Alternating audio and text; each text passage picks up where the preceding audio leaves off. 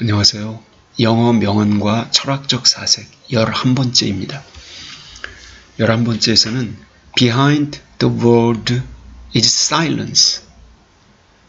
자, 침묵 뒤에는 우리가 쓰는 말, 언어 뒤에는 침묵이 있습니다. Behind that silence, 그리고 그와 같은 침묵 뒤에는 is forgetfulness, 망각이 있습니다. 자, 이것도 의미심장한 말인 거죠. 즉, 여기 이와 같은 사람이 남긴 명언인데, 언어, 우리가 뭔가를 언어로 표현하기까지도 굉장히 많은 의식, 무의식의 과정을 거치겠죠. 거기서 언어로 뭔가를 상징적으로 표현해냈습니다. 그런데 그 언어의 이면에는 언어로 다 표현되지 못한 굉장히 또 다른 뭔가가 있다는 거예요. 그리고 언어의 또 다른 쪽에는 침묵이 늘 도사리고 있고요. 그리고 침묵 그 너머에는 바로 망각이 있다는 겁니다. 이 망각이 없다면 인간은 이 기억력 스트레스로 머리가 아마 폭발해서 죽을 겁니다. 망각은 굉장히 필요한 것이죠. 인간은 추억의 동물이라고 합니다만 나쁜 기억은 망각하는 게 정신건강에 도움이 되겠죠. 자, 여기서 또 다른 한번 생각을 가져보겠습니다. 이거는 주역, 계사전에 나오는 말입니다. 글로서는, 자, 여기,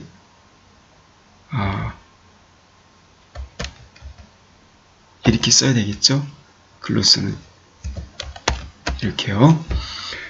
우리가 글로서, 글자를 통해서는 하고 싶은 말을 다 표현할 수 없고, 편지를 써보셨을 때 항상 느끼셨죠? 아니면 시를 써보셨을 때, 아니면 작가들은 더더욱 잘 아실 거예요. 누군가에게 어떤 메시지를 전달할 때 글로서는 하고 싶은 말을 다 표현할 수가 없습니다.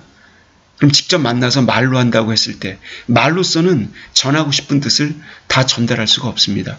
목이 메어서 말이 안 나올 수도 있고 감정에 압도되어 말이 입안에 맴돌 수도 있습니다.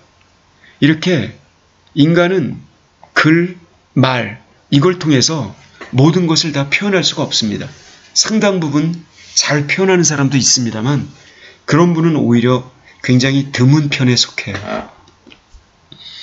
계사전에 나온 말은 서, 불, 진, 언, 불, 진, 의.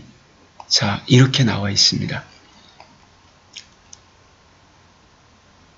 글로서는 말을 다 표현할 수 없고 말로서는 뜻을 다 전달할 수 없다. 그 글과 말을 너무 100% 신뢰하지 마십시오. 상대방의 눈도 보시고 제스처도 보시고 말과 행동을 같이 살펴보시고 특히 행동에도 포인트를 보고 그걸 일정 기간 관찰했을 때 일관성이 느껴지면 우리는 더 상대방의 가슴을 잘 이해할 수 있는 거겠죠. 또 다른 얘기를 해볼게요. 여기는 이제 또 다른 도표가 나오는데 생소하신 분도 있을 거예요. 이 도표가. 여기 한쪽은 사랑이라고 하는 게 있습니다. love. 또 한쪽은 wisdom, 지혜. 또 한쪽은 power, 힘, 권력. 권력이라는 말은 정치 권력 이런 것과 연관되기 때문에 힘이라고 할게요. 이 love, 사랑을 가장 강조한 성현은 Jesus Christ입니다.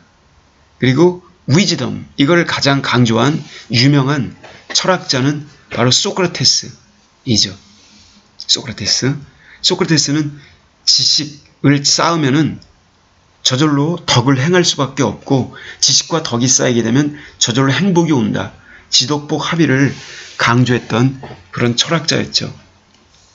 그러는데 이 사랑이라는 말 대신에 자비라는 말을 쓰고 이 지혜, 깨달음, 팔정도의 길을 제시하면서 이 두 가지를 다 강조한 인물이 있습니다. 바로 붓다, 석가모니, 부처님이라고 우리가 알고 있죠.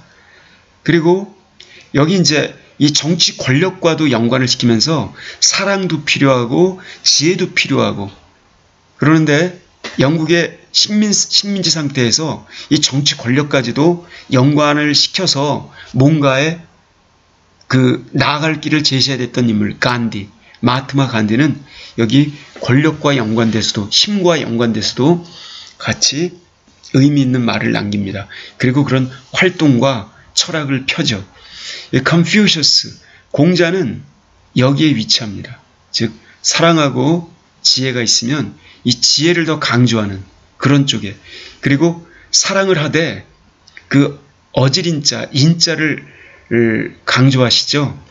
어진이를 사랑하라. 그러니까 차별적 사랑인 겁니다. 이렇게 무차별적인 부처님의 짐승까지도 사랑하는 묻중생에 대한 사랑이 아니라 공자님의 사랑은 일종의 인한니, 어진 사람을 사랑하라고 강조를 하셨죠. 그 다음에 여기 이제 스피노자 같은 철학자도 등장을 합니다. 아리스토텔레스도 등장을 합니다.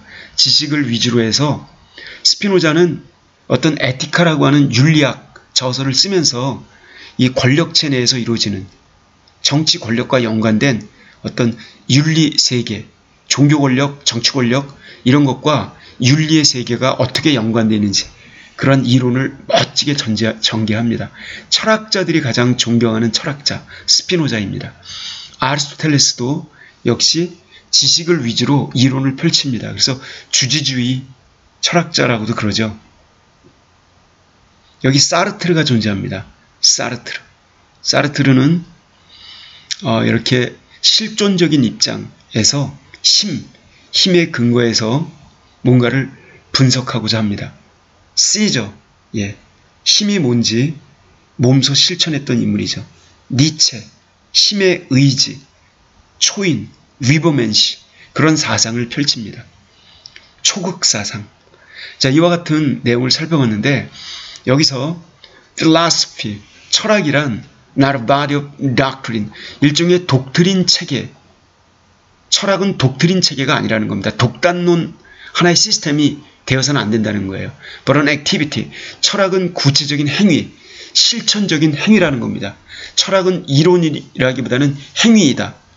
그래서 philosophical work, 철학적으로 하는 일이란 consists essentially of elucidations, 본질적으로 명료화, 뭔가를 분명히 해명하는 일, 설명하는 일, 명확하게 밝히는 일, 이러한 것이 바로 철학이라는 것이죠. 그래서 철학은 does not result in philosophical proposition, 또 하나의 철학적 명제, 이러한 거를 낳아서는 안 된다. 철학이라면 또 다른 철학적 명제를 낳는 게 아니라 철학행위란 바로 in the clarification of proposition, 그 명제, 철학적으로 모호했던 그 명제를 분명히 밝히는 일, 이걸 가져오는 게 바로 철학이라는 겁니다. 즉 일종의 명료화 과정, 논리적으로 실증하는 과정, 논리 실증주의, 분석하고 해명하는 일, 분석 철학. 철학은 추상적 진술을 다시 추상적으로 해명해서는 안 된다.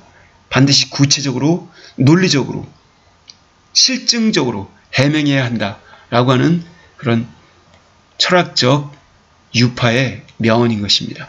고맙습니다, 여러분.